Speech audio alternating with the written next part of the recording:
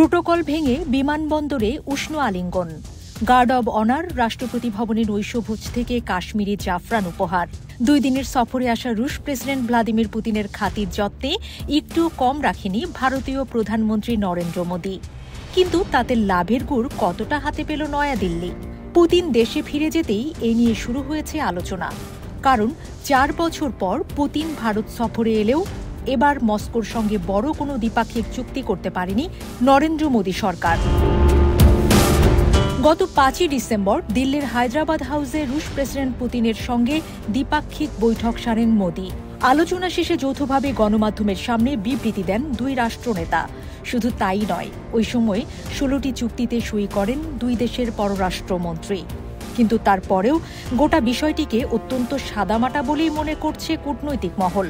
তাদের মতে রুশ প্রেসিডেন্ট ভ্লাদিমির পুতিনের ভারত সফরকে ঘিরে সামরিক ও কৌশলগত চুক্তির বিষয়ে যে উচ্চাশা তৈরি হয়েছিল তা পুরোপুরি পূরণ হয়নি। ভারতের বিমান বাহিনীর জন্য বহু প্রতীক্ষিত নতুন ফাইটার জেট বা অত্যাধুনিক এয়ার ডিফেন্স সিস্টেমের বড় কোনো চুক্তিই হয়নি।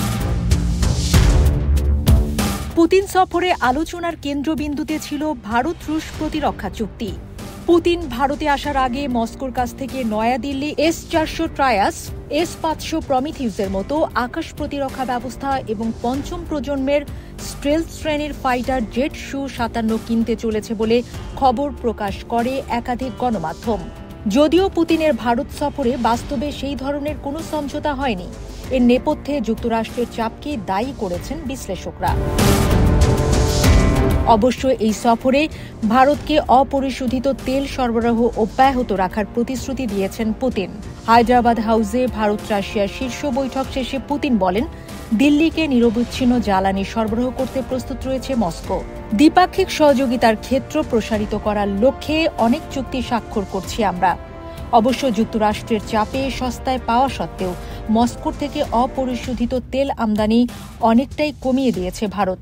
রাশিয়ার থেকে সস্তা দামে খনিজ তেল কেনার জন্য এই দেশের পণ্যে অতিরিক্ত 25% শুল্ক চাপিয়েছেন মার্কিন প্রেসিডেন্ট ট্রাম্প। ফলে যুক্তরাষ্ট্রের মতো বড় একটি বাজারে ভারতীয় পণ্যের ব্যবসায় বেশ মন্দা যাচ্ছে।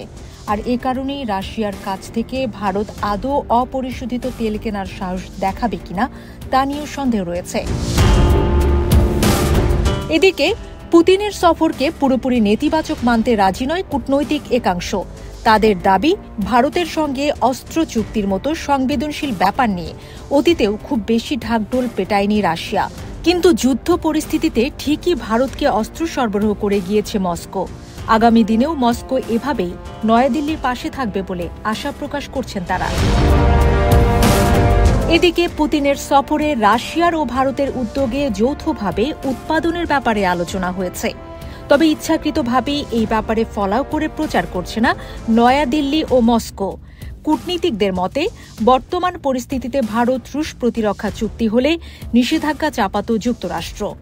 কিন্তু পুতিনের সফরকে নিয়ে তেমন কোনো আপত্তি জানায়নি ওয়াশিংটন। সেদিক থেকে কূটনৈতিকভাবে মোদী সরকারের লাভ হয়েছে বলে মনে করছেন তারা।